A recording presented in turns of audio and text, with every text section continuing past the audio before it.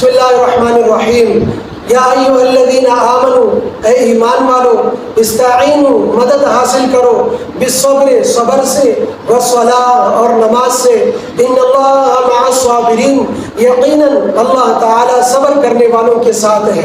سورۃ البقرہ آیت number 153 series یا ایھا الذین آمنوا میں یہ دوسرا یا ایھا الذین آمنوا ہے۔ اس آیت میں اللہ رب العزت مسلمانوں کو صبر کی تاکید فرما رہے ہیں۔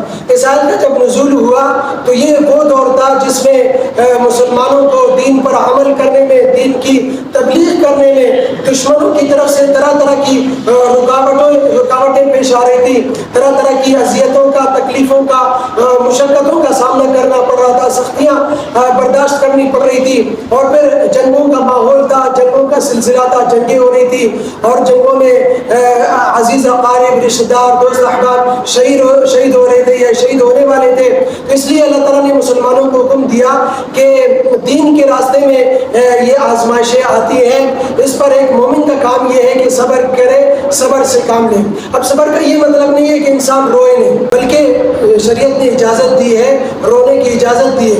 ہاں یہ ہے کہ جزا فضا نہ کرے، شکایت نہ کرے، بلکہ دل اس کا مطمئن ہو، یہ نہ کہے کہ مجھ پر ظلم ہو رہا ہے، زیادتی ہو رہی ہے، مجھ پر مہربانی نہیں ہو رہی، یہ کیسی مہربانی ہے، اس طرح کے زبان سے الفاظ استعمال کرنا، شکوے شکایت کرنا، یہ نہ ہو، بلکہ روئے، اس کی اجازت دی ہے، صدمہ کرے، لیکن دل اس کا مطمئن ہو کہ یہ جو ہے یہ اللہ کی طرف سے ہے، اللہ کی مشیت کے مطابق ہے، اور اللہ کی حکمت کے مصلحت کے مطابق ہے۔ اس میں اللہ کی کوئی نہ کوئی مصلحت ہے، کوئی نہ کوئی حکمت ہے، یہ اللہ کا فیصلہ ہے، اور اللہ کے اس فیصلے پر راضی رہے۔ جیسے اس کی ایک مثال ہے، ایک شخص کو کوئی زخم لگتا ہے، وہ ہاسپٹل جاتا ہے، ڈاکٹر کے پاس جاتا ہے، ڈاکٹر اسے انجیکشن لگاتا ہے یا کوئی ایسی دوا اس کے زخم پر لگاتا ہے، اسے تکلیف پہنچتی ہے تو وہ چیختا ہے، اس پر تو چیخنے کی اجازت ہے، اس کے باوجود وہ ڈاکٹر سے شکایت نہیں کرتا کہ یہ ڈاکٹر مجھ پر ظلم کر رہا ہے، زیادتی کر رہا ہے، بلکہ اس کا دل مطمئن ہوتا ہے کہ میری خیر خواہی کا تقاضا یہ ہے، حکمت کا تقاضا یہ ہے کہ یہ دوا لگائے اگرچہ مجھے تکلیف ہو رہی ہے۔ تو اسی طرح کوئی بھی صدمہ ہمیں پہنچے، کوئی بھی تکلیف ہو، کوئی بھی آزمائش ہے، تو اس پر ایک مومن کی شان یہ ہے کہ اس پر صبر کرے۔ ہاں صدمہ کرے، روئے، اس کی اجازت ہے، لیکن صبر یہ ہے کہ شکایت نہ کرے، اس پر جزا فضا نہ کرے۔ اور پھر یہ دنیا ہے، دنیا کو سمجھے۔ اللہ تعالیٰ نے 3 عالم بنائے ہیں۔ ایک وہ عالم ہے جس میں مزے ہی مزے ہیں، راحت ہی راحت ہے، سکون ہی سکون ہے، اس کا نام جنت ہے، جس میں تکلیف کا کوئی شائبہ نہیں ہے۔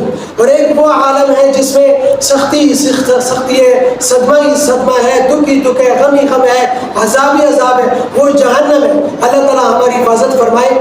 تیسرا وہ عالم ہے جس میں یہ دونوں چیزیں جمع ہیں کہ تکلیف بھی ہے اور راحت بھی ہے، خوشی بھی ہے، غم بھی ہے۔ یہ دنیا کا عالم ہے۔ تو یہاں خوشی بھی ہے، غم بھی ہے، تکلیفیں بھی ہیں۔ تو تکلیفوں پر یہاں صبر کرنا ہے۔ یہاں پر کوئی ہمیشہ راحتوں کا خواب دیکھتا ہے، مزوں کا خواب دیکھتا ہے، تو یہ اس کا پاگل پن ہے۔ یہ دنیا کو سمجھے، یہاں تکالیف بھی ہے، تو تکالیف پر صبر کرنا ہے، یہی اس کا حل ہے۔ اگر ہم صبر نہ کریں، اگر ہم اندازہ لگائیں، ہم سوچیں، اگر ہم صبر نہ کریں تو کیا ہوگا، نتیجہ کیا ہوگا؟ تو ہمارا ہی نقصان ہوگا، ہم ہی پریشان ہوں گے صبر نہ کرنے کا۔ صبر کریں گے تو اس پر ہمیں اجر ملے گا، اور اس پر اللہ تعالیٰ ہم سے راضی ہوں گے، اور اللہ تعالیٰ ہمارا ساتھ دیں گے، اس ناموافق حالات کو ہمارے موافق کر دیں گے، ہمارے لیے اس کو نعمت بنا دیں گے۔